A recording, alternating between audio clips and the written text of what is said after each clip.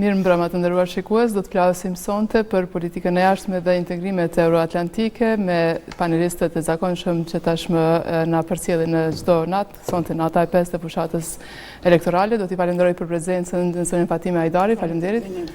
Faleminderit zotëria Jum Gojnovsi për prezencën dhe zotërisë Adek Zeqiri, faleminderit për pjesëmarrjen. Faleminderit. Para se të nisim debatin dhe diskutimin lidhur me atë se çka kanë shpalosur dy nga përfaqësuesit e partive politike që sonte ishin në debat në RTK, do të flasim edhe për programin e partisë Fjala, ku në një intervistë kryetari i kësaj partie Gzim Kelmendi ka folur rreth programit të tij, ndër të tjera ka folur edhe për atë se nuk do të blokojnë pra çështjen e presidentit. Si e pati ju këtë pikë, zonja Hajdari? Po, është për të i inkuraju se mendoj që zoti Kelmendi rikthehet në secilin proces zgjedhor, në secilin garë, por fatkeqësisht siç duket elektorati që zoti Kelmendi tenton të përfaqësoj, nuk ka gatishmëri për të mbështetur këto parti të cilat janë konservatore dhe kanë ndoshta vlera të islamit politik, e të marrë parasysh që Kosova edhe kulturalisht edhe në aspektin e organizimit shtetëror është shtet laik, madje gjeneratat e reja brezi i ri ka tendencë për të votuar më shumë subjektet politike të një krahu tjetër, mendoj që nuk po gjejnë terren të mjaftueshëm të mbështetësve të tyre dhe prandaj rikthimi i tij në garë nuk është çudi. Tashmë jemi mësuar që në secilin proces zgjedhor i njëjti të jetë pjesë e garës, pa diskutim që është për ta lavdruar faktin që ai ndan kohë për të ndarë projektin e partisë së tij në studio televizive dhe për gatishmërinë që potencialisht nëse kalon kësaj radhe pragun zgjedhor, nuk do t'jetë bllokuese si partitë tjera tradicionale të cilat ai në vazhdimsi i kritikon. Mendoj që edhe subjekte tjera të cilat kanë pas elemente të tillë në shumicën e rasteve s'kan arritur të kalojnë këtë testin e madh të demokracisë dhe të futen në kuvendin e Kosovës, mbetet të shihen, por gjasat janë goxha të vogla marr parasysh etablimin e partive tjera tradicionale në kuvend. Zëri Gojnovsi, ka pra një deklarim të tij ndonse vështirë apo thjesht me që nuk ka qenë deri tani pjesë ndonjë koalicioni, nuk është i konfirmuar. Mendoni fillimisht se do të kaloj pragun që më pas të jetë e rëndësishme pra dhe vota e tij për zgjedhjen e presidentit? Të jem tërësisht e sinqert, unë nuk besoj fare që partia Fjala mund të marrë numrin e nevojshëm për të kaluar pragun, gjithsesi drejt e tyre të konkurrojnë, kanë plotësuar kriteret administrative dhe juridike për të qenë garues në këto zgjedhje. Ta shpresojmë për më të mirën, nëse do të futen në Parlamentin e Kosovës do të ishte një befasi vërtet ndoshta befasia më e madhe e këtyre zgjedhjeve. Por unë besoj që zoti Kelmendi po rikthehet në politikë për të bërë një farë lloj kopjimi të politikës së disa partive tjera të vogla, të cilat kështu kthehen her pas here, më pastaj futën në xhirin në një listë tjetër për të marrë aty, për të vllabëruar ndonjë nga votat e partive amë ku shkojnë aty dhe të kalojnë pragun deri në kuvend. Ndoshta edhe zoti Kelmendi dhe subjekti i tij politik janë duke ndjekur këtë model politik, por se tradita e shpërfaqjes së tyre dhe modelit që përfaqësojnë politik në një farë forme me një konservatizëm të thellë, unë mendoj që atë bën goxha të papërshtatshëm që të jetë pjesë e listave të tjera politike në vend, ndonse po them asgjë nuk përjashtohet për shkak të kulturës tonë që kemi ndërtuar tash sa vjet politike. Nëse do të jetë në kuvenda, siç ka thënë, nuk do ta bllokoj zgjedhjen e presidentit, ose me thënë më saktë do të votonte për presidentin, ai po jep një lloj paralajmërimi se do të jetë i gatshëm të jetë edhe në koordinim dhe në bashkëpunim eventual edhe qeveritare dhe institucional me partitë që do të hopeqin nesër shtetin e Kosovës. Zëri Zeqiri, pikërisht pra për këtë çështjen e presidentit janë edhe këto zgjedhje të parakoshme, e shihni ju si një lloj mundësie të tij që të merr më tepër mbështetje ndoshta në këtë pikë që ka potencuar sonte në RTK. Që është për të vlerësuar partia Fjala dhe kryetari i saj zoti Gzim Kelmendi, që merr pjesë pothuajse në të gjitha zgjedhjet. Edhe të shkurtit, edhe të dhjetorit, edhe tani. dhe dhaj sigurisht e din që partia ti është shumë e vogël dhe partitë konservatore nuk marrin vot në Kosovë, ashtu që është pretendohet ose mendohet. Megjithatë, kandidatët konservatorë në për subjekte tjera politike po marrin vota dhe po janë përfaqësues në kuvendin e Kosovës. Ne kemi tani edhe në subjektet politike kandidat që konkurrojnë për deputet që janë konservator, edhe Partia Demokratike, edhe Lidhja Demokratike, edhe Lëvizja Vetëvendosje. Por të zoti Kelmendi, i cili ka deklaruar që nëse është do të jetë pjesë e kuvendit, nuk do të jetë bllokues për zgjedhjen e presidentit, unë besoj në sinqeritetin e tij. Por unë kam frikë që partia e tij nuk do të kaloj progun, sepse sipas parashikimeve duhet të jenë së paku 45.000 deri në 50.000 vota për të kaluar progun. Dhe është e vështirë, duke po edhe zgjedhjet e kaluara, se ku mund të shkojë partia e Fjolla dhe disa partitë të tjera. Thoni pra se kjo mbështetje mund të shkojë te partitë tjera ku kanë marrë edhe kandidat pra nga Po sigurisht që ka pas tentativë në zgjedhjet e kaluara që të bashkohen disa subjekte të ndara që janë më konservatore, por nuk kanë arrit në afërsinë mes tyre, nuk kanë arrit një pajtueshmëri që të jenë në një subjekt politik. Prandaj kemi Partinë e Drejtësisë që është hyrë në koalicion me Lidhjen Demokratike dhe kemi disa kandidatë tjerë që ju kanë afruar Partisë Demokratike dhe Lëvizjes Vetëvendosje. Partia e Fjolla duket që nuk e ka ftuar askush të jetë pjesë e koalicioneve, kështu që garan e vetme dhe pretendon dhe beson që do të jetë pjesë e kuvendit të Kosovës, e që është mirë të jenë ata që konkurrojnë dhe kanë guxim, të jenë pjesë e kuvendit të Kosovës, por kuvendi i Kosovës i zan vetëm 120 deputet dhe është vështirë për disa subjekte të vogla të jenë pjesë e saj. Nëse ndryshon ligji zgjedhor dhe zvogëlohet progu për zgjedhjet e ardhshme, edhe që unë mendoj që duhet të zvogëlohet progu, të bie progu, sepse duhet të ketë më shumë partitë e vogla të jenë pjesë e kuvendit të Kosovës, që të mos ketë pengesa në zgjedhjen ose në votimin për presidentin ose për qeverinë, e të bënë blok partitë e mëdha. Unë jam për zvogëlimin e kuotës për futjen në kuvend nga KQZ-ja edhe të subjekteve tjera politike, sepse edhe nëse i merr 15.000 vota, atëherë je dikush dhe duhet të përfaqësos ata 15.000 votues që kanë votuar. Të themi tek analiza e debatit, zakonshëm edhe në natën e 5 kemi pak përfaqësues, sonte ishte vetëm Avnia Ripi nga Aleanca për Ardhmërinë e Kosovës dhe Florin Krasniqi nga PSD-ja. Si e pat u fol edhe për kishte edhe akuza ndaj pushtetit të deritaneshëm, kishte edhe shumë çështje që u diskutuan edhe për të kaluarën se si ka funksionuar politika e jashtme, në çka kishe më tepër të themi ku mendon se u ndalen më tepër dhe ku ishte ajo kritika apo gjuha e përbashkët e tyre? Po vënjerë, krahas mungesës disa subjekte politike në këtë panel, nuk mendoj që është më mirë paraqitja jo dinjitoze ose mungesa e përgatitjes për të shpalosur programin e subjekteve politike.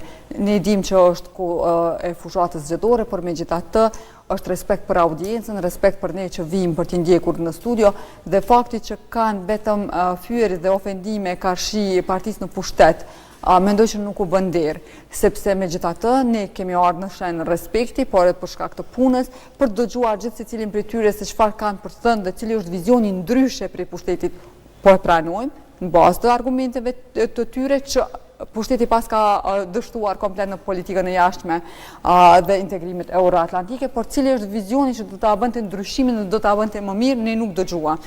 Përkundrazi, dëgjuam fyerje, sharje, ofendime të panumërta dhe për të kësaj mendoj që nëse akuzon palën tjetër për polarizim, nuk ishe në gjendje të argumentoje një fjali të vetme në drejtim të temës që ishte, por të njëjtën gjë po bojnë edhe pala tjetër. Për mua kjo është e papranueshme, uroj që mos ndodhë në tema dhe debate tjera që kemi, u diskutua shkaraz për sukseset në të kaluarën, nuk kemi qenë më mirë edhe në të kaluarën, ne kemi qenë pjesë të kësaj shoqërie, mund të flasim për sukseset e gjithë secilit, të gjithë u pajtuan që me gjitha të në vitit e fundit kanë ardhur këto 4 ose 5 njohjet e fundit marë parasyshet atë që ka nga Izraeli në kohën kur zotja Abdullah Hoti ishte kryeministër, nuk kemi absolutisht asgjë kundër askuj, jemi këtu për të pranuar suksesin e gjithë secilit, njësoj duhet veproj gjithë secili, pavarësisht tendencës për të thënë kjo njohje ka ardhur falë punës presidentës dhe jo qeverisë, sepse ata kanë qenë në pushtet së bashku dhe ndarja e këtij suksesi, nëse mund të konsiderohet vetëm tek njeri krah, i cili tashmë po bashkërrugton në një farë forme politikisht me ta si opozit, nuk qëndron dhe nuk është argument, madje nuk do të pranohet as nga qytetarët atje jashtë. Pastaj u tha që nuk u përmend fare liberalizimi i vizave që ka ndodhur përgjatë këtij pushteti, gjithashtu nuk u përmend fare edhe kalimi i fazës së parë në Këshillin e Evropës, pa çka që pastaj në fazën e dytë ne aty ngjecim dhe nuk shkojmë tutje. Shihet që ka një gatishmëri për mos pranuar asnjë sukses të pushtetit të kaluar dhe gjithashtu shihet një tendencë për të ofenduar dhe mos pranuar sukseset e njëri tjetrit, gjë që nuk e mendoj që e ndihmon qytetarin atje jashtë. Përkundrazi, pastaj ngrisin dhe shqetësime të paqena, sepse u përmend mirëfilli këtu që ka ndikuar në prishjen e raporteve me Shtetet e Bashkuara të Amerikës, kur ne e dim që në vazhdimsi kemi marrëveshje, sidomos sa i përket furnizimit me armatim me Republikën e Kosovës. Shtetet e Bashkuara të Amerikës nuk shesin armatim të shtetet me të cilat nuk kanë raporte të mira dhe nuk mbështesin as ushtarakisht. Ne e dim që përgjatë këtij mandati qeverisës, Shtetet e Bashkuara të Amerikës kanë miratuar një rezolut atje që Kosovën e kanë pjesë strategjisë mbrojtje. Do të thotë si territor jemi vendi vetëm në botë që ata marrin në mbrojtje direkt. Nuk e di unë se çfarë paraqet sukses për ta. Realisht do doja që të na thonin këtë studio se cili është vizioni i tyre, cili është vizioni që është ndaras prej partisë në pushtet, ndaras gjithë secilit, po që tregon një vizion tjetër. Mbasi ne si qytetar përfshinjeve në studio do të vendosnim ditën e zgjedhjeve, të dalim dhe të votojmë për këtë vizion. Për këtë është hapësira televizive, për këto alternativa. Nuk është për na treguar sa i keq është Kurti. Pra, thoni se nuk kishte akuzë ndërmjet dy debatuesve, por kishin pikë të përbashkët. Pikë të përbashkët të fortë, ofendime dhe akuza ndaj pushtetit të kaluar. Unë nuk e mohoj që ata kanë të drejtë ta bëjnë këtë çështje, këtë gjë në vazhdimsi. Mendoj që nuk do u sjell vot, sepse ne kemi dëgjuar në vazhdimsi akuza kundër akuza, po pastaj partia në pushtet dhe lideri ati subjekti politik po vazhdon tutje, sepse megjithatë në studio televizive, i njëjti po shfrytëzon kohën televizive për të folur mbi vizionin e tij, gjë që nuk po e bëjnë partitë opozitare. Konkretisht rasti sotëm, sepse nuk po përjashtojnë ndonjë rast që ata realisht vinë edhe vinë me shpalos program politik. Zëri Zeqiri, si e keni po ju? Po, Fatimja, zoja Fatime më shumë po flet për prezentimin e kandidatëve të dy subjekteve politike, të cilët nuk e kanë qenë ftu këto për mëshirë, por e kanë sepse RTK ju jep hapësirë të gjitha subjekte politike dhe mos prezenca e lëvizjes vetëvendosje, e Partisë Demokratike dhe Lidhjes Demokratike ju jep mundësi dy kandidatëve që ishin këto prezent, PSD-s dhe OK-s, që të shpalosin programin e tyre, por të hedhin edhe akuzat për ato të pabërat e subjekteve tjera politike, në këtë rast partisë në pushtet lëvizjes vetëvendosje. Unë prap nuk pajtona me zonën Fatime, sepse thot që ata gjithë kohën kanë fy dhe jenë marrë me problemet të cilat nuk ekzistojnë. Megjithatë, ne duhet të themi qartë para qytetarëve të Republikës dhe atyre që dëgjojnë RTK-n, se kjo qeveri që nga marrja e detyrës saj në vitin 2021 apo kur e ka marrë, dhe deri me sot, politika jashtme ka dështu komplet. Dhe unë pajtohem plotësisht edhe me kandidatin e PSD-s, edhe me kandidatin e OK-s, kur thonë që politika jashtme, ose Ministria e Punëve të jashtme, me shumë është marrë me ngarkime, shkarkime të stafit diplomatik, se sa është marrë me njohjet, se sa është marrë me raportet me shtetet e tjera. Dhe ata kishin të drejtë. Ta akuzonin Ministrinë e Punëve të Jashtme dhe ta akuzonin Qeverinë e Kosovës. Sepse Qeveria e Kosovës ka dikaster të ndara për punë që duhet t'i kryej. Nuk do të thotë që vetëm kryeministri është përgjegjës, por i ka ministrat, i ka varësit e vet. Për ekonomi, për punë të jashtme, për punë të brendshme, për mbrojtje e tjerë. Prandaj nuk duhet të krenohet me punën që është bërë nga Ministria e Jashtme dhe nga qeveria në përgjithësi. Nuk është që s'është bërë asgjë, është bërë boll, por çdo të bëhet më shumë. Dhe gjithë energjia e Ministrisë Punëve të Jashtme ka qenë shkarko ambasador, janë politik dhe nga kotë të tjerë të cilët po ashtu kanë qenë politik. Dhe nuk është marrë fore me problemet tjera, ose nuk është marrë fore me 5 njohet që Kosovës i mungojnë nga Shtetet e Bashkimit Evropian. Janë marrë, Sadik. Prandaj, në Evropës, abstenon edhe Greqia, abstenon edhe Spanja, dy shtete që në vazhdimsi kanë qenë kundër Kosovës. Edhe Greqia është shteti por, shteti por në Evropë që i kanë njoftë tabelat e veturave të Republikës Kosovës. S'kan vizion, i kish 1 orë 30 minuta për na thënë vizionin e tyre. 15 minuta nuk ndodh këtë çështje. Greqia është shteti por që i ka njoftë tabelat e veturave të Kosovës. Prandaj nuk është raportet që i kemi në sot mirë me Greqinë. Kanë qenë edhe atë raportet. Sadik, po t'i kishim raportet e mira, do t'a njihnin Kosovën, po megjithatë ka lëviz tuti në vendimin e saj. Ka lëviz. Nuk të një për nuk të pengoj. Edhe Sponja, nuk të një për nuk të pengoj. Sepse tani Sponja për në lehen edhe me vizitu Sponjën. E ne o doshtë të shkojmë në Portugali për të vutur në Sponjë ilegale. Janë marrëveshje këtu të Bashkimit Evropian që e obligojnë të njëjtën ne jemi në vitin 2026, Fatime, dhe nuk duhet të krenohemi me punë që kanë me keq. Duhet përmendur këtu liberalizimin e vizave, që obligojnë edhe Spanjën pastaj të jetë më liberale sa përket vizitave të përgjithshme. Nuk duhet të arsytojmë të këqija që në bu që nga shpallja pavarësisë deri me sot. Ne nuk duhet të arsytojmë ngecet që kanë metë që nga atëherë deri me sot. Dhe çdo parti që i fiton zgjedhjet vjen me bon ndryshimin, me ndol nepotizmin, me ndol hajnin, e të tjerë, e të tjerë. Për cilat ishin tim diskutimi edhe nga përfaqësuesi për këtë arsye edhe po flas sepse ne po i citojmë ata, ne s'po flasim fjalët tona. Dhe për këtë arsye fiton partia politike. Dhe ku është ndryshimi? A kemi ndryshim? Nuk kemi ndryshim. Po kemi ndryshim. Jo, e prap ka nepotizëm. Kemi ndryshim. Prap ka familjarizëm. Të gjithë familjarët e deputetëve të subjekteve të kaluara që janë emëruar diplomat me dhe pa përgatitje shkollore të duhur. Për të njëjtat kishte kritikë edhe sot. Po pra, edhe të njëjtit ankon vinë në studio televizive dhe thonë që na kanë shkarkuar ne për të zgjedhur ambasador politik. E ju çfarë keni qenë? Po ambasador zakonisht janë politik, Fatime. Po, pra, ka dhe ambasador karriere. Po aty nuk është investuar shumë. Është investuar në këtë departamentin tjetër, po si subjekt politik synon të që njerëz të vetë. Po amnistoja s'ka qenë pushtet, sepse secili synon, prandaj vinë në pushtet, por të ndruar njerëz që këta e konsiderojnë që s'kanë qenë suksesshëm. Kishte pra Për të kësaj, nuk u përmend fare në këtë studio liberalizimi vizave dhe lehtësira që ka sjellur ai. Unë mendoj që mos njohja e suksesit njëri tjetrit mund të vazhdojë, po kjo nuk i shtyp përpara asnjërin nga grupet.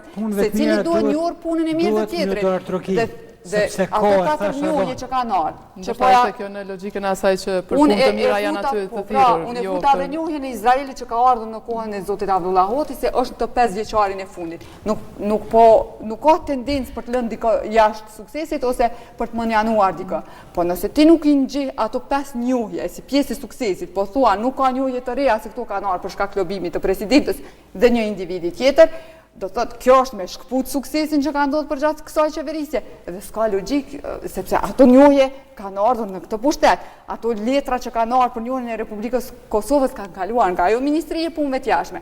Pastaj kemi blerjen e ambasadave, ti di çfarë keqpërdorime që janë bërë në emër të çirave. Nuk mund të thuash që nuk është bërë asgjë.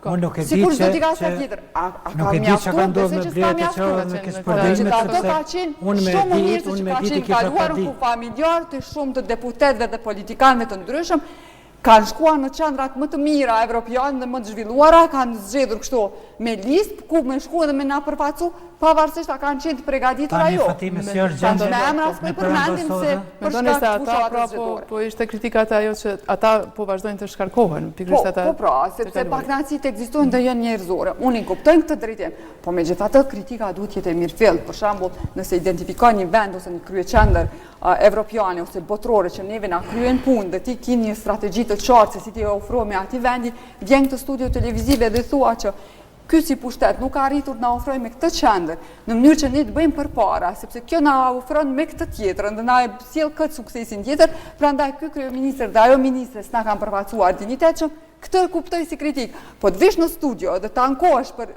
ambasadorët politik, kur ti vetë ke qenë ambasador politik, nuk e di ku është sensi dhe logjika, sepse po e pa të arsyeshme, le ta vazhdojnë. Kanë dy kandidatët, edhe OK-s, sepse zotin Kojnovci nuk e la mende me fort. Edhe kandidati OK-s, zoti Avni Arifi, edhe Florin Krasniqi i PSD-s. Nuk e thanë dhe nuk e akuzun ambasador tash që po shkojnë ambasador politik. Por thanë që Ministria ka shkarku ambasadorët tjerë me arsyetime që janë ambasador politik. Dhe çka po ndodh tani? Edhe tani ka emrime, gradime dhe si shkojnë ato në ambasadë që janë politik, që janë pjesë e lëvizjes vetëvendose ose partisë guxo. Dhe kjo shihet nga aeroplani. Këta merren me politikë. Zoti Arifi ka qenë vetë ambasador. Ka qenë pjesë institucione, tha që nga viti 2004 dhe e din mirë se si funksionon shteti dhe si funksionon administrata dhe si funksionon Ministria e Punëve të Jashtme. Por unë nuk po du ta me arsyetu, por megjithatë, kur në këtë tryezë që në të kejo jap hapësirë të gjitha subjekte politike dhe që për mua është e pa moralshme dhe e pa logjikshme, pse ata nuk vinë këto përfaqësues të subjekte politike që po mungojnë. Dhe kur mungojnë ata ti ke të drejtën e Zotit me fol çka dush sepse s'ka kush të kundërshton dhe ti ke të drejtë me fol. Megjithatë bardh në kosto kjo sepse jo kosto nuk ka kjo. Ka kosto elektorale sepse të vihet këtu. Që ty t'jepet hapësira, mundësia më e madhe, minutazha më e madhe, ke mundësi me fol sa dush sepse s'ka kush të kundërshton. Dhe unë japi të drejtë këtyre dyve. Unë me qenë japi të drejtë lidhjes demokratike, por s'ka qenë këto. Pse me jep të drejtë lidhjes demokratike? E vërtet, por të ishta vetëm të them këtë pjesë, jo. Të jepet hapësira për të folur dhe të flet, por duhet të ish se çfarë po flet. Për aq kohë sa po ta mundësi ta dëgjoj debatin, mendoj që kjo lloj fryme i konvenon pikërisht partive që s'po vinë këtu. Këto që po vinë, këto i bëjnë dëm partive të tyre, sepse pa ofruar vizion dhe duke ofruar vetëm ofendime të gati banale, është dëm kolateral që përcillet te elektorati. Natyrisht, ç'është e vërteta, Ministria e Punëve të Jashtme nuk është se s'ka pas një sukses, por bën pjesë në mesin aty në ministrive që nuk ka shënuar ndonjë sukses të veçantë, të jashtëzakonshëm. Kishte kritik në ndoshta në mesin e ministrive mbetet në listën e poshtme të sukseseve. Megjithatë duhet parë politikat e jashtme duhet parë në një rash më të gjerë. Ne kemi edhe të shpërndara jo vetëm në ministri, kemi edhe presidenten ose presidentin cili ka kompetencë të madhe aty. Kosova ka arritur të aplikoj në dhjetor të vitit 2022 për antarësim në Bashkimin Evropian. Janë bërë hapa pozitiv të jashtëzakonshëm, por se nuk duhet reduktuar vetëm në njohjen, siç po themi ndonjëherë politikën e jashtme. Keni parasysh një element, unë zakonisht nuk preferoj shumë të flas për politikën e jashtme sepse ndërtimi i kapaciteteve të politikës së jashtme kërkon kohë. Ndërtimi e krijimi diplomatëve kërkon kohë. Diplomacia është kogja sfiduese dhe kërkon edhe personalitete të shuara, por edhe financat të mëdha. Që shtetit tonë ndonjëherë edhe i kanë mungu veçanërisht kjo pjesa e dytë. Ne kemi pas armiq të jashtëzakonshëm në secilin prej kancelarive botërore. Dhe Kosova në këtë 20 vjeçar që nga shpallja e pavarësisë së saj është ballafaquar me sfida shumë të mëdha në politikën e jashtme. Unë mbaj mend në Këshillin e Sigurimit kur Federata Ruse ndërpriste konferencat për mediat e Republikës së Kosovës. Ndërhynte për të ndërprerë, domethënë vinte situata deri aty. Mbaj mend gjithashtu që Kosovës as nuk i lejoi të përmendej emri në konferenca rajonale. S'po flas për konferenca të mëdha. Ose kishte bojkot her pas here. Patjetër. Pastaj ne u hendikepuam duke na vendosur një fusnot për shumë vjet ajo që dikur quhej fjoll bore, që do të hiqet shpejt, ajo nuk u hoq për më shumë se 12 vjet. Dhe bëm një skandal diplomatik këtu. Bëm një skandal tjetër me moratoriumin për ndalimin e njohjeve. Dhe kjo pauzë krijon një lloj frymarrje negative në aspektin politik. Duhet të parë gjërat pak më gjerë dhe jo vetëm në sa njohje na sjellë, sepse dorën zemër, nga 100 sa njohje që kemi ne, mund të krenomi për krejt pak që kemi sjell politika jonë. Politika jonë ka shpalos notat verbale, kjo ka qenë puna më e madhe, po thuj se pa dashur me minimizu komplet. Njohjet kanë ardhur kryesisht prej vendeve të fuqishme në krye Shtetet e Bashkuara të Amerikës, pastaj Turqinë dhe normalisht ndonjë shtet tjetër dhe ndonjë mjek i Kosovës, pa e mohu, po tham, prap komplet rolin e politikës së Kosovës. Por se kemi parasysh edhe diçka brenda këtij mandatit të qeverisë Kurti, ne kemi marrë një prej organizimi më të mëdha që do të kemi janë lojrat mesdhetare. Ka pas gartë të madhe, sepse është financiarisht shumë e dobishme, po në aspektin e imazhit të ndërtimit të shtetit krijon favor të madh për secilin shtet që organizon lojra të çfarë do qofshin ato, po edhe këto të mesdhetare. Prandaj nuk duhet parë vetëm si bardhëze. Kemi pas normalisht dështime, ka pas probleme me staf. Ministra Gërvalla nuk është treguar ndoshta shumë fleksibile, por edhe këtu ka një parë, sepse kapacitetet të ndërtuara diplomatike në Kosovë nuk kanë qenë gjithmonë të ndërtuara mbi kriteret profesionale. E shumëta kemi pas në disa vende kyçe ndonjë person me kredibilitet profesional. Përndryshe, pjesa tjetër, poshtë ambasadorëve, është mbushur si zakonisht që ne dim të bëjmë punë më së që ndonjëherë me militantizëm partijak. Unë s'them që secili prej tyre nuk e ka merituar, sepse mund të ketë libres partije dhe të jetë merituar për një pozitë, por e vërteta është që shumë nga këta diplomat me pastaj ose zyrtar të shtetit të Kosovës, të cilët do të duhet na përfaqësonin aty, nuk kanë rastis të jenë personalitetet e duhura. Kemi pas edhe skandale pa dashur të përmendi këto nga zyrtarë të shumë të Ministrisë të punëve të jashtme. Kështu që kur e rumbullaksojmë në tërësi, ky 5 vjeçar ka të pjesën e koloritit të ndryshëm, ka të bardhën dhe të zezën, ka edhe suksese, ka edhe dështime, por natyrisht nuk është e mjaftueshme. Ne kemi dështuar të rrisim kapacitetet e Kosovës në arenën ndërkombëtare. Kemi dështuar të rrisim atashet kulturor, ekonomik, atashet të cilët do të mund të organizoheshin, të cilët do të mund të lobonin, është jashtëzakonisht e vështirë, sepse ne nga Prishtina ndonjëherë konsiderojmë sikur edhe në Bruksel, edhe në Washington, edhe në Ankara, edhe në Londër është njëjtë sikur në Prishtinë, nuk është, sepse aty ka konkurrencë mes shtetesh, qoftë për investime, qoftë për gjërat e tjera. Dhe mbi të gjitha ka edhe një problem që ne kemi, se e zgjata pak po më fal. Ka edhe një problem me cilin ne jemi ballafaquar në skajshmëri. Ne jemi vendi i cili nuk njihet nga 5 shtetet të Bashkimit Evropian. Në pengesë jashtëzakonshme kjo. Është zbutur pak situata me disa shtete, po kjo nuk është ende mirë. Jemi mosnjos nga 4 shtetet të NATO-s. Dhe ne aspirojmë që të shkojmë në NATO, të jemi pjesë e NATO-s, do të kemi të lashe.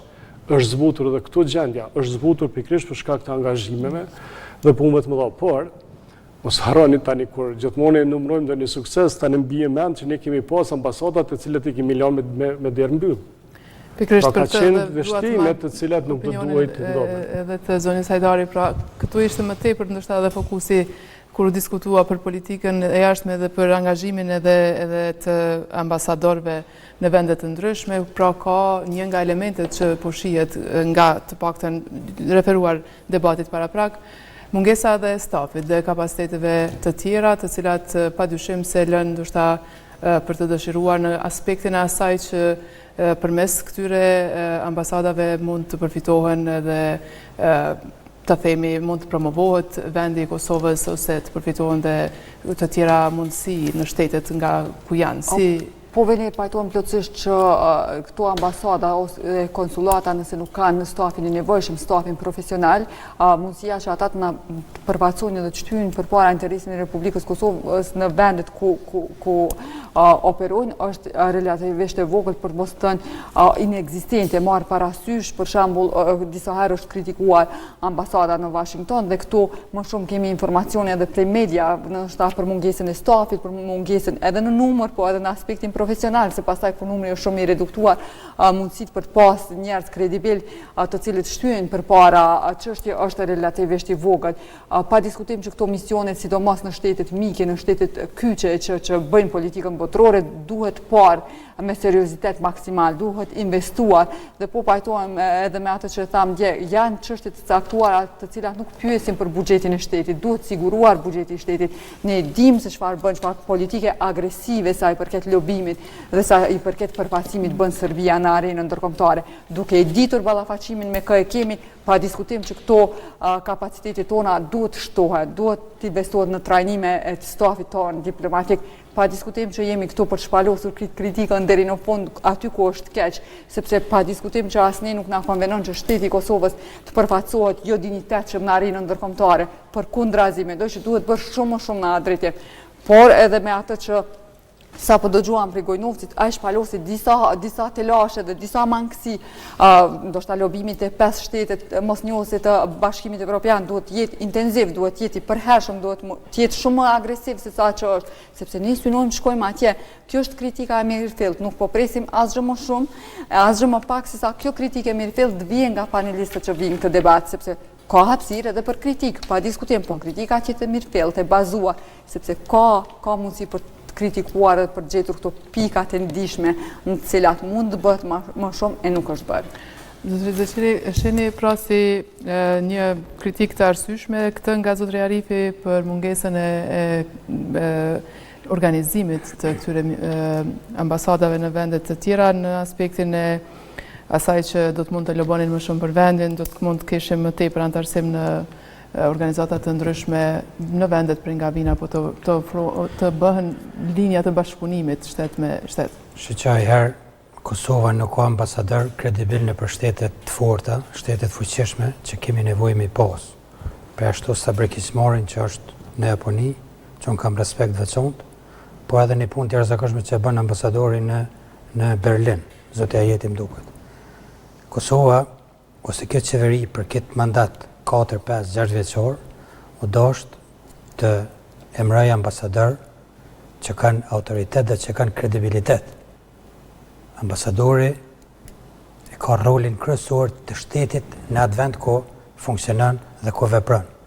Ne fatkesish nuk kemi pas, nuk mund të krenojmë as me ambasadorët e kaluar, por kjo qeveria ka pas mundësin që të zgjedh ambasador të fuqishëm, emra të fuqishëm, qoftë që kanë qenë në jetën publike ose politike, qoftë që nuk janë. Dhe unë mendoj që kanë ngecë në këtë drejtim, sepse më shumë është kthyer të zvoglohet stafi, se sa të rritet stafi. Unë e kuptoj që ka shpenzime. Unë e kuptoj që duhet të ketë buxhet më të madh për stafet edhe për ambasadat edhe për konsulatat në shtetet e botës. Por ne atë dritore kemi, edhe atë mundësi e kemi që të lobojmë. Ne kemi ambasador që sigurisht, ose fatkeqësisht, ambasadat i kanë shfrytzuar për tubime partijake, politike, dhe ato nuk duhet të kenë atë rol. Ambasada duhet të përfaqësoj dhe të mbrojë interesat e qytetarëve të vet në atë shtet, por dhe të loboj për të mirën e shtetit dhe të ngrej investime dhe të caktoj takime të ndryshme të Kosovës me ato shtete. Këto nuk e kanë luajtur. Ambasadorët e Kosovës, unë mendoj që kanë dështuar komplet, për ashtu 2-3 vet. Edhe ambasada në Shkup madje është për mua, është pjesë e dështimit komplet të Ministrisë Punëve të Jashtme. Prandaj duhet që Kosova të delegoj, të emroj ambasador që kanë karrierë politike, sepse ne na vyn njerëz me karrierë politike, të dërgoj në Shtetet e Bashkuara, të dërgoj në shtetet ku nuk e kanë ofër shtetet ku nuk na kanë njoft. Prandaj është mirë që edhe në shtetet kur nuk na kanë njoft Siria ose shtetet e tjera të afrohen njerëz ose të lobohet ose të kemi organizata lobuese edhe në shtetet që nuk na kanë njoft. Jo vetëm këto 5 shtete. Ne e kuptojmë që raportet janë të relaksuara. Kemi në shtetet ku s'ka njoft. Jo në shtetet ku s'ka njoft, po mund të kesh me fuqi plot ambasador në Arabi, nga ambasador në Izrael që është, por në ambasador në shtetet ku janë të afërta, se s'po thonë me shku në Iran. Se Irani nuk nje. Po ne duhet të kemi ambasadat afër shteteve ku janë mundësit me lobu që ato shtete me na njoftë. Ne për na vy numra. Unë e di që Mali Zi shumë pak shtete ka njoftë. Por Mali Zi se ka asnjë telashe me lobuas, asnjë telashe ndërkombëtare, as botnore. Ne kemi nevojë për me njohje sa më shumë. Ne kemi ngecën e njohje, kemi 5 njohje, s'pjalo merit ato në presidentes, sepse dhe presidenti është pjesë e institucioneve të Republikës. Edhe ajo është ani me kompetenca për politika të jashtme, është pjesë e Kosovës, e dal nga kuvendi i Kosovës, por i kemi për 5-6 vjet veç 5 njohje. Dhe është dosh të kemi njohje më shumë. Është dosh të forcojmë, ne jemi të rrezikuar, ne për shkak të lobimit, për shkak të buxhetit, për shkak të organizatave që nuk kemi. Ata e tha njëri prej musafirëve që ne s'kemi organizuar lobusin në Shtetet Bashkuara të Amerikës. Për shkak është buxheti i Republikës. Duhet të kemi lobim, sepse Serbia e bën. Serbia lobon gjithkohën me në marr njohjet, me në tërheq njohjet. Ne s'kemi organizuar ose lobim për me mbrojt shtetet që na kanë njoftë, e lemo me kërku njohje të reja. Prandaj ne kemi pas syt në Shtetet e Bashkuara të Amerikës dhe në Turqi. Këto dy shtete kanë sjell më shumë njohje se sa ne vetë që i kemi kërkuar. Të shtuar me vedijet plot moratoriumin për mos moratoriumi nuk është kërku nga politika dhe politikanët e Kosovës. Zonja Fatime, moratoriumi është kërku nga shtetet mike. Po, edhe në kur kërkuar nga shtetet mike duhet ditë të mos kërkojmë njohje. Po nuk është kjo dhe pasoja pastaj ti kur shkputesh. Ky nuk është arsye, sepse Serbia vazhdon. Ti ke paragjykuar statusin tënd me atë veprim. Jo, po, saktësisht ke paragjykuar statusin tënd. Që ka qenë një diçka që në asnjë formë s'ka guxuar s'kaloj. Në krye me Shtetet e Bashkuara të Amerikës. Sepse pastaj ngjall hezitim edhe të shtetet që kanë në plan ofrimin ose njohjen. Gjallë, në momentin që ti pajtohesh edhe shfaq gatishmëri për të qenë ndryshues mbi statusin tënd, problemet lindin të rënd. Pastaj do të jetë jashtëzakonisht e vështirë për të rikthyer në binar dhe për të synuar njohje të reja. Zonja Fatime, nuk është arsye moratoriumi. Moratoriumi nuk është kërkuar nga Kosova. Është kërkuar nga Shtetet e Bashkuara të Amerikës. Nuk është me rrezik nga kush është kërkuar. Është dashur të insistohet që kjo pikë largohet nga marrëveshja e tek atëherë të nënshkruar. Në momentin jo nuk është largohet, është nënshkruesje tërë ajo, pastaj për 2 vite sa ka qenë kërkesa, sa ka qenë, ka pas shkputje totale, rikthimi pastaj në këto linja, ka marrë kohë. Sepse këto që po thutja Zoti Kurti nuk e thot. Ju nuk më intereson më kush e thot, unë e dim këtë që ka qëndruar, nuk kemi këtu për të pajtuar me Zotin Kurti. Një element tu se përmenda unë, nuk është i vetmi moratoriumi që ka bo një lloj distancë mes shkputje mes lobimit dhe efektet të lobimit të Kosovës në arenën ndërkombëtare, sepse jo vetëm të Kosovës, por të shteteve mike. Por megjithatë ai ka kontribuar dhe ka kontribuar po ashtu negociatat me Serbinë, sepse shumë shtete mendojnë që ne ende, për që i dim ne çështjet tona, ndonjëherë na krijohet përshtypja që i dinë edhe ata në Afrikë. Dhe shumë shtete në Afrikë dhe në lindjen e mesme konsiderojnë që ne ende jemi në negociata me Serbinë për çështjen e statusit, sepse kësaj ka ndihmuar edhe Serbia nëpërmes lobimeve, duke thënë që është pjesë e pandashme, është ende e pakryer kjo gjë. Prandaj këto ndihmon moratoriumi aty, ndihmon fusnota në një pjesë tjetër, sepse kur vendoset fusnota tregon që ka një problem aty, nuk asnjë shtet nuk ka fusnot. Nuk ka nevojë ta tjerë më hall këtë pjesë. A kanë mungu resurset tona diplomatike? Patjetër që kanë mungu. A i kemi qunë në ambasadat tona njerëzit jo kredibil? Po, dhe nuk duhet ta fshehim sepse kanë qenë dhurata shpeshherë. Dhurata politike për njerëz të cilët jo në pak raste, përveç që s'kan punuar si duhet për Kosovën, kanë bërë edhe dëme të jashtëzakonshme Republikën e Kosovës. Ka pas ambasador që është nxënë me keqpërdorim të karteles bankare të tij me çështje banale. Dhe për mua numri i njohjeve nuk është determinuesi a priori i suksesit të politikës së jashtme. Nëse ne nuk kemi korpus njerëzish, atashe ushtarak, atashe ekonomik, atashe kulturor, të cilët lobojnë për Kosovën, identifikojnë potencialet e Kosovës, u prezentojnë para ndarmarrëzve për shtetet ku ata gravitojnë dhe sjellin investime, përmirësojnë imazhin e Kosovës, shpërndajnë kulturën tonë, të mirën tonë, të trashëguar edhe shpirtërore edhe kulturore fizike. Po mendoj që ne do të kemi telashe dhe kemi pas kësi telashe pikrisht duke mos u marrë seriozisht në politikën e jashtme.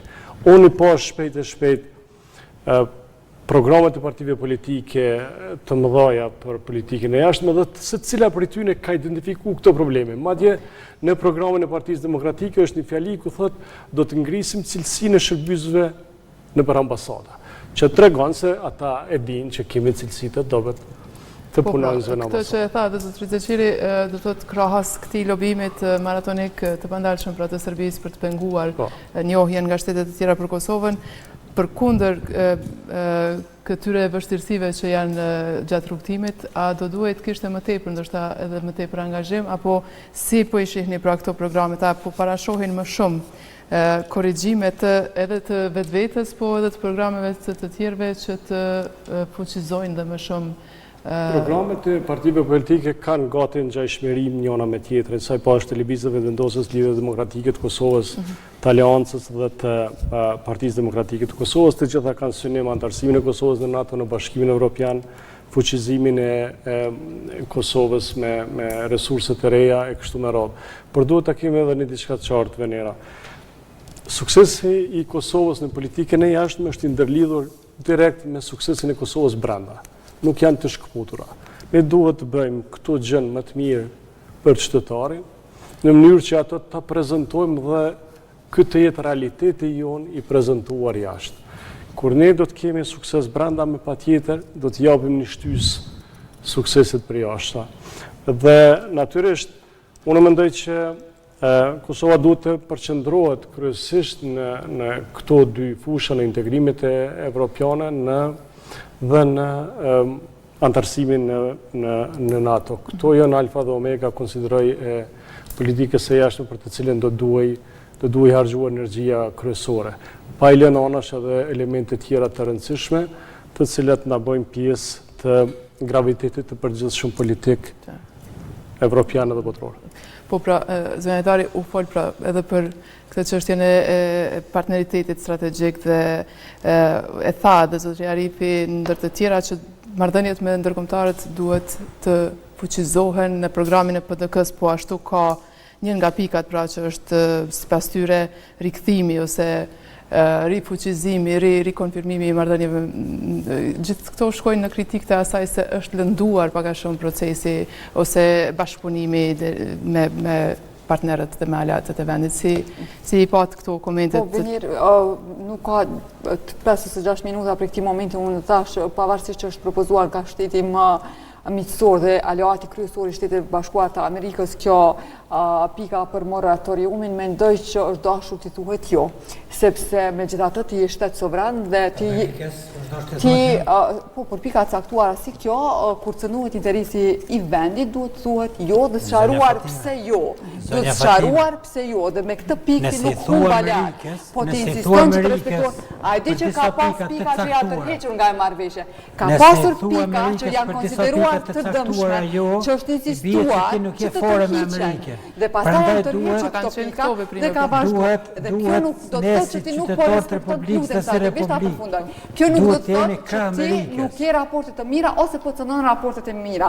Kjo do të thotë që ti po mbron interesin tënd dhe po shtyen përpara agjendën tënde deri në pikën sa edhe tjetri përballë teje e kupton cili është interesi yt. Jo, domosdoshmërisht SBA duhet ta dinë se ku cënohet interesi jonë, sepse në agjendën e tyre nuk jemi të vetmit. Ka konflikte gjithandej në botë, sot nuk është Kosova prioritet, sot është konflikti Ukrainë e Rusi, sot geopolitika ka marrë pika tjera të nxehta, ka qenë në ndjetat kur këtë vëmendja ka shkuar tek Republika e Kosovës. Sot jemi në një momentum tjetër dhe ne duhet të insistuar të sqarojmë se cilat janë pikat tona me interes dhe pastaj kjo do të mbështetet nga aleatët tonë. Asnjëherë ndryshe, sepse një shtet aleat mik strategu më i madh i gjitha saj që jemi sot, por me gjithatë ti obligohesh ti tregosh se çka mundesh dhe çka nuk mundesh të zbatosh nga kërkesat e shumta, sepse në një marrëveshje ka edhe pala tjetër e cila vije me kërkesat e saj, që në atakim ka qenë Serbia e pranishme dhe pa diskutim që edhe ajo ka pas kërkesat e saj.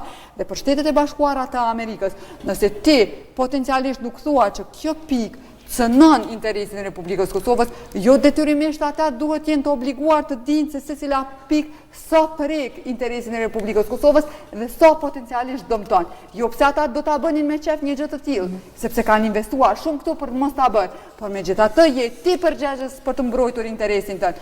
Dhe krejt e fundit kanë kaluar disa procese zgjedhore dhe nuk e mendoj që qytetari i Republikës Kosovës që ka dhënë mbështetje një subjektit politik për 51.1%, do e besoj ose do e mendoj që ti je këtu për të prishur ose për të shmongur raportet me shtetin aleat Republikës Kosovës, sepse ne e di mirë filli se cili subjekt politik, jo vetëm se cili subjekt politik, po se cili qytetari i Republikës Kosovës është i vëmendshëm për raportin me Shtetet e Bashkuara të Amerikës.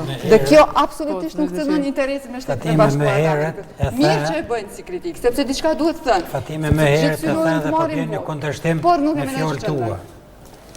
Vetë the që Shtetet e Bashkuara të Amerikës në strategjinë kombëtare e kanë futur edhe Kosovën. Dhe është shteti vetëm në botë që Amerika është marrë me neve. Dhe ne tani mund të themi Amerikës, jo ne nuk pajtohemi me ty, sepse këtë pikë moratoriumi nuk e pranojmë. Ku do me shku me kërku ndihmë pa qenë Amerika me ty? Kjo pika për mbrojtje strategjike ka ardhur pas një sulmi agresiv që shteti i Serbisë ka realizuar në Republikën e Kosovës dhe i ka dëshmuar Shteteve të Bashkuara të Amerikës që nevoja për të qenë prezente në Ballkan, jo vetëm në Kosovë, po në Ballkan përmes Kosovës është e rëndësishme jetike, sepse secili hap që bëhen nga një shtet që është superfuqi dhe që ka këtë arsenalin diplomatik e ushtarak gjithandej të shtrirë në përbot, e din saktësisht se çfarë pikë e rëndësishme është Republika e Kosovës aty. Prandaj ka futur aty. Kjo vjen pas asaj që është propozuar që në takim ka mundur lehtësisht të tërhiqet. Për Kosovë. Edhe Kosova është një shtet me 2 milion banor. Një shtet që fol luftës UÇK-s dhe ndihmës Amerikës ne jemi sot flasim shqip çdo. Megjithatë je një nyje. Prandaj nëse Amerika të futet strategjinë kombëtare. Megjithatë je një nyje strategjike. Dhe ti thuaj që moratoriumi pjesa që beson pjesën nuk e pranon moratoriumin, i bie që ti nuk ke Amerikën. Fatime ke gabim. Nuk ka të bëjë me gabimin kjo. Dhe kjo varet se është sa mendimet e tua inshallah nuk i kanë qytetarët tjerë sepse është e gabuar. Qytetarët. Ne asnjë njohje Kosova përjashto Shqipërinë. Asnjë njohje nuk e kishim marrë, po mos kishte qenë koordinimi i Shtetit Bashkuar të Amerikës. Këtë e thamë edhe ne për fillimin e debatit. Kjo që thash unë abstrahon atë që moratoriumi e kërkojnë Shtetet e Bashkuara të Amerikës. Nuk e kërkojnë Shtetet e Bashkuara të Amerikës. Jam e bindur që kërkesa ka ardhur nga Serbia. Qashtu që Kosova ka pas kërkesa të saj, edhe Serbia ka pas kërkesa të saj ka që Donald Trump marrë në konsiderat kërkesën pikërisht për këtë dhe jo. Po diskutim që merret në konsiderat sepse janë dy palë. Shtetet e Bashkuara të Amerikës në atë rast bëjnë ndërmjetësit. Pa diskutim që ti favorizohesh pak më shumë. Po megjithatë kërkesa nuk vjen për Shtetet e Bashkuara të Amerikës. Që fuqia Amerikës është e jashtëzakonshme. E kemi pa takimin me ish-kryeministin Abdullah Hoti që në zyrën e volet të Shtetit Bashkuar të Amerikës Trump e fton Izraelin dhe i thot një Kosovë. Ajo është Amerika, Fatime. Dhe Amerika të kërkon. Amerika të kërkon. Kush është Amerika se një pikërisht e dim të çështje, nuk e di vetëm unë. Ti duhet të respektosh Amerika nëse thot Amerika. Nëse thot Amerika jep janë një pjesë Serbisë. Sigurisht duhet më thonë jo. Jo. Edhe kjo. Sepse ai nuk ta kërkon. Po nuk e kërkon ajo. Jo, veç pak. Kemi pasur një situatë të tillë, veç basi po shpërfaqim këto probleme të tilla. Edhe ke pas Mike Bolton që del atje dhe thotë kërkesa për shkëmbimin territorial nuk ka ardhur nga Shtetet e Bashkuara të Amerikës, ka ardhur nga këtër në tavolinë. Do thotë për këtë shkëmbimin, për këtë ndarjen e gjysmës të Kosovës dhe kalimin andej, ka pas një tendencë për të bërë marrëveshje pa djenin e Shteteve Bashkuara të Amerikës, por megjithatë duke ja ufquar në tavolinë si kërkesë. Dhe pastaj edhe Shtetet e Bashkuara të Amerikës, nëse kërkesa vjen prej akterëve, ka gatishmëri për ta dëgjuar si propozim. Prandaj ke pas përmbysjen e një qeverisje që ju e konsideroni të suksesshme dhe rrjedhimisht jemi sot ku jemi dhe po flasim për një çështje që një diplomat amerikan del publikisht edhe thotë saktësisht që kjo kërkesë ka ardhur nga akterët në tavolinë. Akterët në tavolinë e di mirë filli kush kanë qenë. Çka ka ndodhur me shkëmbimin e territoreve? Është bllokuar nga një protestë masive me 200.000 njerëz qytetarë në rrugë, është përmbysur në një proces zgjedhor demokratik. Një qeverisi që ka synuar një marrëveshje të tillë është bllokuar nga zoti Haradinaj që ka qenë atku në qeverisje, është bojkotuar vazhdimisht, është bllokuar me taksën 100% në mënyrë që të rrëzohet ajo qeveri dhe manovra të tjera që ne i kemi bërë zotit Haradinaj. Republikës Kosovës, po jo të japet territor Serbisë. Jo po. Sepse nuk ju ka dhënë asnjë gjysmë metra. Sadik ti varet qysh e emërton, mund ta quash shkëmbim territorial, mund ta quash shkputje e pjesës veriore të Republikës Kosovës, mund ta quash me çfarëdo emërtimi që e zbut pak, po logjika ka qenë shkputja e veriut të Kosovës dhe bashkimi me Serbinë. Kush e ka mbrojtur atë territorin? Kush e ka mbrojtur? Ka ngecur kjo. Kush e ka mbrojtur territorin? I është bërë çfarë Republikën e Kosovës, Kosovën. Nuk ka gatishmëri nga Kosovën Fatimet vetë në vitin 1999. I është bërë nga këta qytetarë. Vetëm 700 serb kanë jetuar në Gjakovë. Ambasada kanë këtu njerëz të vetë dhe dinë saktësisht 70.000, 80.000, 90.000 banor janë menaxhuar nga 700 serb që kanë jetuar në Gjakovë. Ka qenë vullneti qytetarëve Sadek. Por ajo ka ndryshuar dhe te dim se ka ndryshuar. Sepse kanë sakrifikuar njerëzit. Prandaj ata që kanë sakrifikuar nuk e folin asnjë metër territor. Jo, ka pas një vullnet për një marrëveshje, madje ka pasur kontrata lëbuese Sadek. Kemi qenë, ka pas kontrata lëbuese që kjo ide pranon nga qytetarët. Paguara nga buxheti i Kosovës, ka pasur proces gjyqësor për këtë çështje. Si shihni ju zërgojnë për çështjen e lobimit me parë idenë për të bashkëpunuar me alatët me Shtetet e Bashkuara të Amerikës, a mendon që kjo kritik nga që vije pra nga sonte nga debatuesit është pikërisht në këtë aspekt që po flasin edhe bashkë? Jo, shiko, gjithçka që politika jone brendshme, gjëja më e ulë që bën është kur tenton ta portretizoj dikon si anti-amerikan, nuk është shqiptar anti-amerikan. Dhe atë që ka kryeministri mbrëmë thënë në një intervistë në televizion, për të radhatuar gjithë ata shpirtat të trazuar, për e quaj kështu, që friksohen nga qarja e plesarit e marrëdhënieve Shtetet e Bashkuara të Amerikës Kosovë, tha që rrugtimi jonë është pro-perëndimor dhe gjithmonë e krahas Shtetet e Bashkuara të Amerikës, pra nuk mund të ketë s'ka logjik politike, s'ka kurfar logjike qytetare që t'i vendosim Shtetet e Bashkuara të Amerikës përballë nesh si kundërshtar. S'ka kuptim kjo. Ajo që përmendi zoti Zeqiri, pak më herët edhe zonja Hajdari, Shtetet e Bashkuara të Amerikës kanë treguar për çdo muaj pothuajse besnikrinë e tyre dhe pararojën e përhershme tonën në raport me secilin kundërshtar që kemi pas dhe në raport me zhvillimin tonë të brendshëm. Brenda këtij mandate kemi pas edhe investime në energji, edhe në armatim, edhe në fushat e tjera. Kosova bëhet pjesë në mbrojtjen, si ishte ajo Defender 25 for Europe dhe bëhet qendra në Gjakovë. Mos harroni diçka, jo ne, por askush në Evropë nuk e ka luksin që të ketë marrëdhënie jo të mira me Shtetet e Bashkuara të Amerikës.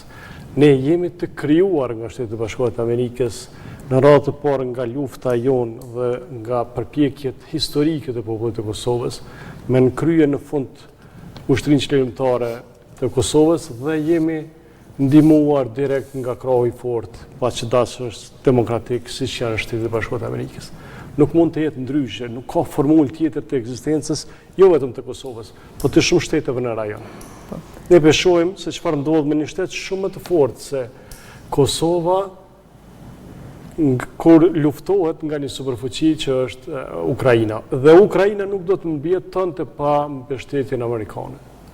Dhe është një shtet super i fuqishëm në krahasim me neve. Ishte.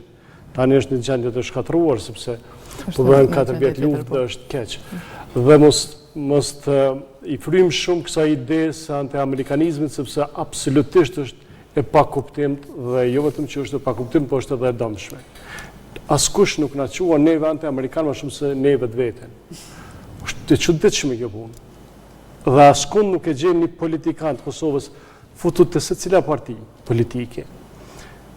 Futu dhe sheh kush ka program anti-amerikan. Nuk ka, s'ka kuptim. Po ne duhet ta duam këtë vend pak më tepër se sa flasim. Prandaj po mendoj që ideja e shfrytëzimit të Amerikës kundër dikujt është vetëm një shpërfaqje dëshpëruese dhe një gënjeshtër dhe një një llosje e panevojshme në trupin e Kosovës, as nuk e meriton Kosova ta, as nuk e ka dhe as nuk do ta ketë. A ditë që Shtetet e Bashkuara të Amerikës erdhe ish presidenti Bush në Tiranë dhe tha, mjaft është mjaft, ne u bëm të pavarur pas 6-7 muajve. Pra, gjithçka që Shtetet e Bashkuara të Amerikës kanë bërë, ka qenë bërja e Kosovës. Dhe duke qenë se kanë qenë bërësit e Kosovës, natyrisht që do t'jenë këtu me ne dhe natyrisht që dhe ne do t'jemi gjithmonë me ta. Zotër Zeqiri, Zoti Kujnovë që tha që është arritur e qeverisë investimet në energji. Nëse ka fjallën për blerët të energjisë, pajtona me ta, për nëse ka fjallën për investime dhe porqe solare, ato ende nuk kanë fillu dhe mendoj që është dështim total në energji. Sa i përket gjykimit të zyres lëbuse të Ministrisë Integrimeve Evropiane, është e vërtet që ka pas gjykim dhe ka zgjatë me shumë se 4 vjetë. Dhe në 3 shkallë gjyqësore, zyrtarët e Shtetit Republikës janë shpallë pafajshëm. Këta kanë për zonën Fatime. E sa i përket Shtetit Bashkuara të Amerikës, është e vërtet që ne nuk duhet të krenohemi që nuk i kemi raportet e mira me Amerikën. Fatkeqësisht, edhe ne të gjithë duhet të jemi krah dhe mbështetje për qeveritarët tonë. Por që nuk i kemi raportet e mira, nuk i kemi. Sepse mungojnë takimet në shtëpinë e bardhë nga zyrtarët e Republikës Kosovës. Për ashtu këto, Ministrin e Mbrojtjes, i cili duket që ka raporte më të mira për shkak të strategjisë ushtarako-politike. Edhe kryeministri, edhe ministrat e dikasterëve të caktuar nuk kanë shkel që shumë mati shpinë e bardhë. Dhe kjo është për keqardhje. Kemi shtete tjera që shkojnë atje, që përfaqësojnë shtetin e tyre. Dhe këto nuk mund të themi, këtë jemi në rregull me Amerikën. Dhe nuk duhet edhe ne të gëzohemi që këto raportin kështu. Unë, për vete, nuk zona pse ne nga njëherë jemi në kundërshtim me Shtetet e Bashkuara të Amerikës. Dhe e tha Fatimja, ka njerë du të mi thonë Amerikës. Amerikës du të mi thonë, po jo, veç nëse kërkon shkëputit teritorit Kosovës dhe dhonit Serbisë. Por ndryshe, ato nuk e lyp Amerika. Dhe raportet e Kosovës me Shtetet e Bashkuara të Amerikës nuk janë të mira. Edhe kjo sa i përket ka ngjecë, ka çalime. Ku shofajtor nuk e di. Ama ka ngjecë. Një aferë këtu, çfarë do lloji që ka dalë dikush i fajshëm, sepse kështu funksionon drejtësia në Kosovë. E patëm debatin për drejtësi dhe kritikën që kemi për atë. Duhet mi besu. 3 shkollë të gjykatave e kanë vërtetuar pafajësinë e njerëzve që janë akuzuar me kontrata të paguara nga shteti, më e pakta është dashur që njerëzit të përfundojnë prapa grilave, por të mos thënë që është dashur të akuzohen edhe për tradhti ndaj shtetit. Sido që të jetë, e anëja do të dëshmoj se kush e ka iniciuar dhe si ka qenë rrethana deri në fund, dhe për sistemin e drejtësisë kemi komentuar në një debat që kishim për drejtësinë dhe efikasitetin e tyre. Pastaj unë e konsideroj pjesa tjetër e qytetarëve e vlerësojnë vetë se çfarë sistemi të drejtësisë kemi dhe cili nga të akuzuarit për çfarë do lloj afere ka marrë dënimin e merituar në këtë shtet. Sa i përket kësaj për bateritë, me siguri e vazhdon ka kuptu. Shumë shkurt të kjo pjesa e bashkëpunimit me ndërkombëtarët edhe sonte u diskutu se nuk ka as vizita nga lider ndërkombëtar dhe kur ka zakonisht kanë kritik për punët që nuk janë kryer. Po, unë e konsideroj që kjo është e vërtet. E thash edhe më herët, ka ndodhur zhvendosja e fokusit për Republikës Kosovës në momentin që nuk je vatër krize. Kosova, pavarësisht sulmit në Banjës, ka arritur ta menaxhojë dhe ta me mos bashkëpunimin. Po, nuk ka të bëjë, sepse tashmë pikat kryesore aktuale që marrin gjithë vëmendjen, jo vetëm Shteteve të Bashkuara të Amerikës, po komplet sa i përket gjeopolitikës evropiane dhe botërore, janë të fokusuara në qendra tjera, e që fatkeqësisht kjo bën pastaj zhvendoset vëmendja dhe takimet e rëndësishme nga Kosova. Ndoshta për neve që jemi mësuar me qenë në fokus në vazhdimsi, kjo do na hamencon pak se ku qëndrojmë ne, por gjithsesi që është lajm i mirë që ne nuk jemi vatër e krizës, gjithsesi është shumë pozitive që ne po normalizohemi si vend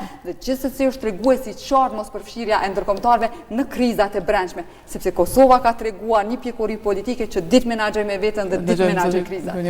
Po, vetëm për Sadikun sa përshërim. Kisha fjalën të energjia të bateritë 220 milion euro, donacion nga MCC programi, i mileniumit, të me thonë për ato e kisha fjallin sa për treguar. Por, me që u futëm këto, për ju thëmë që edhe Gjavellin, armatimi është blerë në këtë mandat nga Shtetet Bashkuara të Amerikës, armatim të cilë nuk këshesin tani e kishim edhe ato që përmendi zoni Hajdare që në fillim, që Shtetet Bashkuara të Amerikës e vendosin në fokus mbrojtjen e Kosovës. 2 javë më përpara kishim nga kongresmenët në shkrimin e kërkesën e një rezolute për antarësimin e Kosovës me hapa të përshpituar në NATO, dhe gjithashtu kemi edhe blerje të armatimeve të tjera. Me thonë 14 milion... për ata helikopterët... Po, edhe 14 milion euro ishin para 2 javë dite armatim që i shitet me të Shtetit e Kosovës. Pra, raportet kur janë të hacaruara nuk mund të shkojnë në këtë shkallë të bashkëpunimeve. Mua më intereson çfarë realisht po ndodh, çfarë flitet koloareve, mund vjen keq. Por mos harroni diçka se ne kemi bastarduar këtë raportin e Shtetit Bashkuar të Amerikës Kosovë madje nga nivelet më të larta. Në 2-3 ditet e para të daljes nga zyra e presidentes, ish presidentja Vjosa Osmani e përmendi raportin e keq Kosovë, Shteti Bashkuar të Amerikës, gjë që nuk dha asnjë argument. Në ndërkohë vinë kongresmenët këtu për të sqaruar gjithë situatën dhe për ta parë. T'jeni të bindur edhe në diçka tjetër, sepse po kthejmë nga rrofshi tjetër, ana tjetër e medaljes. A mund të kemi ne si popull një qeveri anti-amerikane? Çka mendoni ju? E mbështet populli i Kosovës dikë që është anti-amerikan? Nuk ka kuptim kjo. Asnjëherë se kam mbështetur. Dhe asnjëherë nuk do ta mbështet. Atëherë kur mbështeti zoti Thaçi në Shtetet e Bashkuara të Amerikës, natyrshëm që këtu merrte një shumicë votash dhe natyrshëm që u përgatit terreni më pastaj për shpalljen e Shtetit të Kosovës të pavarur.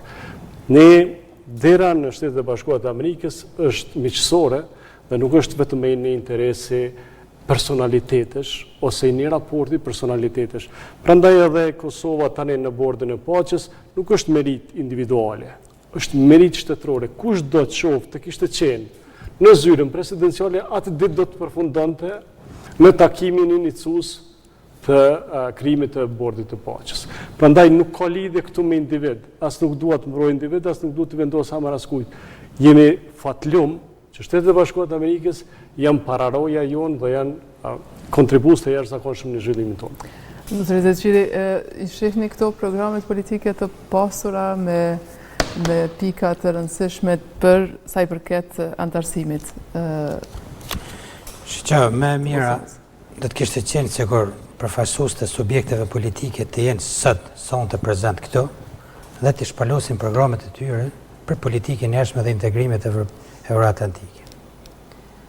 Ata munguan dhe këto 2 subjekte politike që janë më të voglat, njëra pjesë ku vendet tjetra pretendon, nuk shpalosin programin e tyre, sepse s'kishin para kujt të shpalosin, edhe pse është dashur të shpalosin programin e tyre për qytetarë dhe për ata njerëz që shqetësojnë në televizionin e Kosovës, e që janë një numër i madh i tyre që shqetësojnë.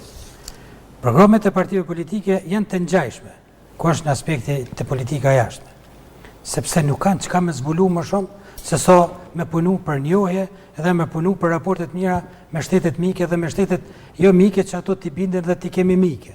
S'kan ku me dolë më shumë. Të gjithë mendojnë me bon reforma, qoftë në Ministrinë e Punëve të Jashtme, qoftë në për ambasadat dhe në konsulatat e vendit. Prandaj raportet janë si të njëjta, dikush është më i përgatitur që din ta plasoj më mirë para qytetarëve, dikush është ka më ngecje dhe është më i ngadalt, prandaj për këtë arsye është dashur të ketë debat në këtë studio televizive, sikur në studio tjera, dhe ata të debatojnë dhe të shpalosin programet e tyre dhe të ballafaqojnë programin të metat e tyre me idetë përparimtore që i kanë subjekte tjera politike. Kështu që kanë mungu dhe ne nuk kemi çka më fol për programet atyre, që ata s'kanë qenë vetë t'i plasojnë para qytetarëve dhe para dëgjuesve dhe shikuesve të radio televizionit Kosovës. Të Trigonovci, ka pra pothuajse të gjitha aq sa kam bri me i lexu janë të përfshira këto pikat për drejt antarësimit të Kosovës. Sa mendoni që janë të realizueshme? Sa mendoni se janë të menduara ose të harmonizuara me gjitha kushtet që duhet? Duke u nisë nga bisedat paraprakisht që bënëm rolin e Shtetit Bashkuar të Amerikës, ndonjëherë besoj më shumë që më shpejt do të jemi në NATO sesa në Bashkimin Evropian. Dhe dorën në zemër, për mua do të ishte gjëja më e rëndësishme arritur pas pavarësisë së Kosovës, inkuadrimi i Kosovës, futja e Kosovës në NATO. Në Bashkimin Evropian do të kemi më shumë të lashe për shkak edhe të disa kritereve që ndonjëherë duken teknike, por marrin edhe ngjyrë politike. Dhe vetëm sa për ilustrim, vendet që pasi ka aplikuar dhe është pranuar aplikimi, që është futur më pastaj më së shpejti në Bashkimin Evropian ka qenë Kroacia, e të cilës ju ka ndosh 8 vjet, dhe vendet e tjera kanë kaluar dhe me nga 15 vjet dhe ende nuk janë as në korridorët të hyrjes brenda, nëse mund të them figurativisht, nëse mund të them. Prandaj mendoj që do të jetë shumë sfilice e lodhshme, mirë po këtu ka shumë kritere, janë 35 kapituj që Kosova ende nuk i ka hapur asnjë. Tani nga Bashkimi Evropian, që është të vërteta, këta 35 kapituj janë zvogluar, konsiderohet në 6 klaster quhen, por që brenda tyre prap këto kriteret që i kërkojnë 35 kapituj do t'jenë që të gjithë. Ne kemi pas një luftë gati të pambarim me çështjen e liberalizimit të vizave nga Bashkimi Evropian. Aty kërkohet, Bashkimi Evropian është një mekanizëm kogja bürokratik, kërkohen ndonjëherë konsensuse që nuk arrihen, ndoshta për një votë për një shtet i cili nuk dëshiron të na shtyjë përpara dhe me pastaj ngecim. Pra është një situatë shumë e rëndë, por në fund të ditës unë mendoj që kjo është rruga jonë përpara dhe unë mendoj që nuk duhet ndalemi, por duke pas në mbështetje të plotë dhe një marrëdhënie shumë të mirë me vendet mike, veçanërisht me Shtetet e Bashkuara të Amerikës, por edhe me Britaninë e Madhe, ndoshta ajo është më pjesë e Bashkimit Evropian. Ne do t'i kapërcim të sfidat të cilat janë patjetër të mëdha dhe aspekte vogla për vendin tonë. Senatari, është diskutuar sonte edhe për çështjen e për dialogun, me që jemi në pjesën e fundit tashmë edhe të kësaj analize zgjedhore. Më intereson ka nga ajo që shihet janë paka shumë këto pika të partive politike në programe fokus të barazia dhe sovraniteti, dialog në koordinim me SBA-n dhe BE-n, rishikimi strategjik, njohje reciproke e të ngjashme, kanë folur sonte edhe përfaqësues e AK-s dhe PSD-s. Çka keni parë ju nga këto programe dhe nga diskutimi i sonte? Po fatkeqësisht u përmendëm veç në kuadër të lëshimit 5 dhe sa të dëmshme janë marrëveshjet të nënshkruara deri tani. Nuk e patëm mundësinë të shohim vizionin se si do të reagonin ata, po ta kishin rolin drejtues në këto marrëveshje. Zotja Arifi ka qenë edhe krye negociator për një periudhë kohore dhe pastaj e bën edhe më problematike, se nëse diçka ka pas të nënshkruar në atë periudhë kohore dhe gjithçka tani është keq, do të thotë aktorë të ndryshëm për gjatë kësaj kohe kanë vepruar në vazhdimsi keq, e cila na ka sillur për një situatë që të obligon të sillesh edhe një herë keq. Mendoj që dialogu me Serbinë ka filluar si diçka. Në fakt zotëria Arifi kishte kritik për pranimin e marrëveshjes së Ohrit. Pa diskutim, sepse kjo marrëveshje është diskutuar. E konsideruan si më të dëmshme. Po kjo marrëveshje duhet precizuar dhe saktuar që nuk është nënshkruar nga pala tjetër dhe rrjedhimisht gjithçka që nga askush që nuk ka dakordim nuk konsiderohet si madja si marrëveshje, sepse pala tjetër ka dalë me qëndrim të qartë që nga ajo marrëveshje pranon vetëm 2 pika që bën realisht jo valide dhe jo ekzistente krejt atë marrëveshje. Mendoj që nuk ka pas gatishmëri reale prej shtetit të Serbisë në vazhdimisht dhe nuk është ndëshkuar asnjëherë nga aleatët tanë të cilët kanë bërë ndërmjetësi në këtë negociat të stërzgjatur mes Kosovës dhe Serbisë. Do donim që epilogu të ishte në interes të Kosovës dhe sa më i shpejt, por megjithatë, kur pala tjetër refuzon çfarë do lloj marrëveshje ose i ik përgjegjësive për gjitha marrëveshjet që kanë nënshkruar, sepse ne e dimë që Serbia ka pas raste dhe kur ka nënshkruar marrëveshjet, por megjithatë nuk ka zbatuar asnjë nga ato, madje as ato që kanë të bëjnë me drejtat e njeriut dhe me çështje humanitare, siç është kjo zbulimi i varrezave ku prihen trupat e dëvrarëve dhe të zhdukurve nga lufta e fundit në Kosovë. Domethënë, faktori ndërkombëtar s'ka arritur të bëjë trysnie dhe presion të mjaftueshëm ndaj Serbisë, në mënyrë që ajo të obligohet të paktën të kthejë ishtrat e qytetarëve që ka rëmbyer dhe ka zhdukur e ka vrarë gjatë periudhës së luftës së Kosovës.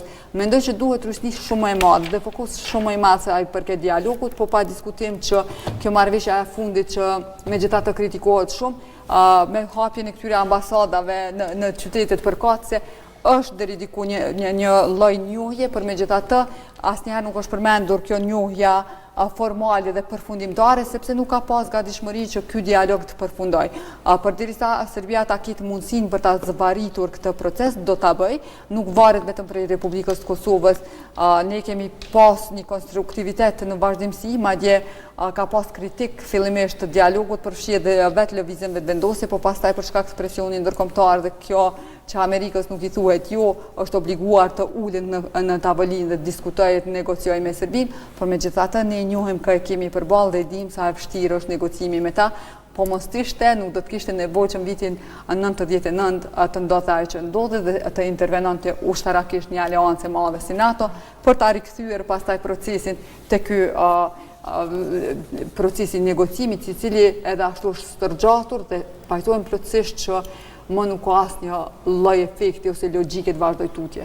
Pra, zotëri Zeqiri, është edhe kjo nga debati i nxjerrë edhe paraprakisht që është një proces i stërgjatur, po sa po shihni ndoshta pika konkrete nga partitë që të ndryshoj apo të zhvillohet dhe të përfundoj gjithë ky proces? Zoti Arifi e tha një diçka interesant më duk, që sa më shumë që shtyhet, prolongohen marrëveshjet e rritura, aq më mirë është për qytetarët e Republikës së Kosovës. Unë mendoj që nuk duhet të jetë ashtu, sepse ne kemi pas disa marrëveshje, 2013-s e 2015-s dhe marrëveshja e Ohrit.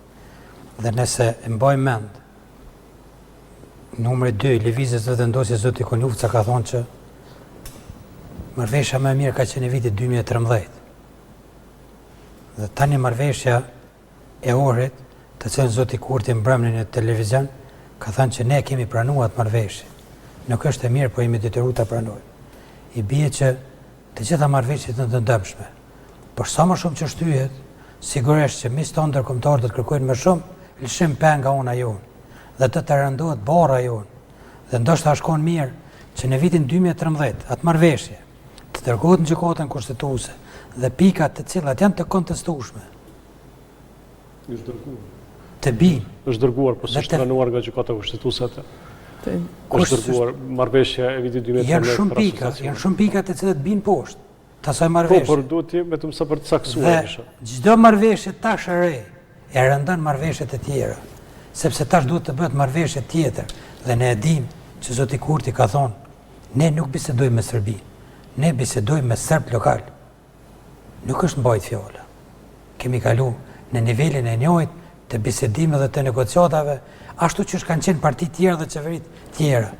Për këtë arsye qytetari ka votu lëvizjen vetëvendosje, sepse ka besu që bisedimet do të bëhen me serb lokal për të lashët e tyre dhe për zgjidhjen e të lashëve të tyre.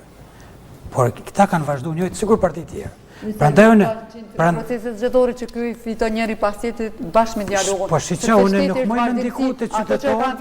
Unë nuk më ndikoj të qytetarët dhe të votu sepse ata dinë me zgjedh. Po. Ata zgjedhin vetë dhe mirë bojnë që zgjedhin dhe mund ta zgjedhin kënd dojnë. Por marrëveshjet politike që kanë ndodhur, edhe 2013 e dëmshme për skeposor, edhe 2015 e dëmshme për skeposor, ndërsa hala më e rënduar është marrëveshja ose aneks marrëveshja e Ohrit. Jam shumë i sigurt Zeqir për këtë pjesë të fundit që the, por edhe për pjesën paraprake, kam përshtypjen që po i ngatron pak. Këto janë bisedimet me Serbinë, jo bisedimet me serbët e Kosovës. Me serbët e Kosovës ka pas bisedime. Cilë serb ka pas bisedime? Por ju e dini shumë sakt se çfarë rrethona jetojnë serbët e Kosovës. Rrethonat të cilat janë liruar të cilat janë të arritura me bisedime me serb lokal. Jo vetëm ta se skoli, kjo nuk është pjesë e politikës jashtme. Vetëm ta mbyllu te çështja e bisedimit me Serbinë. Unë mendoj që ka qenë gabim që vetë fillimi me dialogun me Serbinë. Ka qenë gabim në vitin 2019 pse kemi filluar. Se është vazhdu? Po, prandaj po them, se është fillu, se është vazhdu. Fillu gabim edhe në me ty jam. Po. Shumë gabim. Dhe prandaj është një bisedim po zgjidh çështja e të përzitur. Ti merr obligim. Askush nuk e ka respektuar këtë. Shiko. Unë po them që kur ti merr obligime ndërkombëtare, më pastaj ti i detyrohesh si shtet, jo si subjekt politik dhe jo si individ politikan. Kosova dhe Serbia kanë një dialog mes tyre tash e 15 vjetë, të panevojshëm, të padobishëm, veçanërisht të padobishëm për ne, sepse jemi futur një kurth që nga 6 pikëshi i Ban Ki-moonit, nëse të kujtohet ajo kohë nga Organizata e Kombeve të Bashkuara, e me tej. Kemi ardhur në atë situatë sa këtë dialog ishte dikush që nuk na njehte. Dikush i cili pas aferës Epstein doli që ishte edhe një abuzues. Dhe një abuzues mirë me fatin e 2 milion njerëzve dhe 2 milion njerëzve që kishin luftuar në 150 vjetë për të drejtën e tyre për të jetuar të lirë. Pro jemi futur në një kurth jashtëzakonisht të rrezikshme. Dhe unë mendoj që sado që do ta kemi të vështirë të dalim nga kjo situatë, aq sa më larg që shkon ky dialog, ne do të dalim fitimtar nga ajo ke kundërta nga ajo që thuat ti, sepse kushtet që do të na vendosen ne, por edhe Serbisë për inkuadrim në Bashkimin Evropian, do të jenë të fshirësisë mirë dhe nuk mund të ketë fshirësi të mirë me shtetet të cilat kërkojnë mbi zotërim mbi tjetrën. S'mund të kesh mbi zotërim mbi fqinjet dhe s'mund të kesh politika armiqësore ndaj tjetrit dhe të pretendosh të jesh antar i Bashkimit Evropian. Prandaj në Serbi ka një situatë e cila mund të ndryshojë, nuk e dini se do të jetë për të mirë ose jo, por era që fryen drejt Bashkimit Evropian do të na krijojnë një favor më të madh. Kjo është njëra pjesë dhe pjesa tjetër në shkrimi ose jo i kësaj marrëveshje, ajo nuk është valide ende 10 orit e Brukselit, dhe unë mendoj që me gjithatë është arrit të nxirret ajo më e mira nga situata më e keqe e mundshme. Ju falenderoj shumë, me që jemi në fund të minutave të rezervuara për analizën e sonte me zgjedhore. Faleminderit për pjesëmarrjen, do të ritakohemi sërish nesër në të njëjtën kohë. Faleminderit shumë.